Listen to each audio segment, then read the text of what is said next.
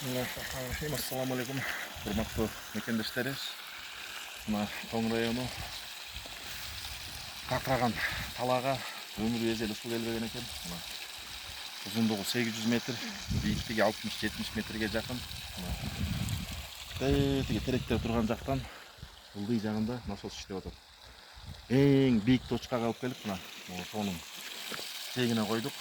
Аллага шүгүр, мына гидротораны 200 койгонбуз. Суу токтобой, мына давлениясы менен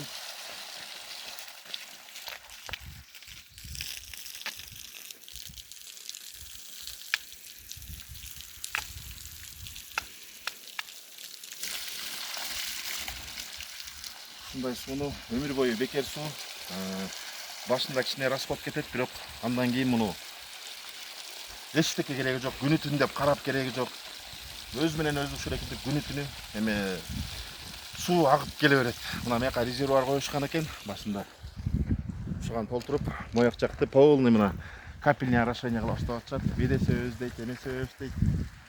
Ушунун үстү мына иштетилбеген жерлер экен. Ушул жерлерге мына испытание кылып, мындай дүйнөдө мындай бийик жерге, ушундай узун жерге суу чыга элек. Мына бекер суу бул.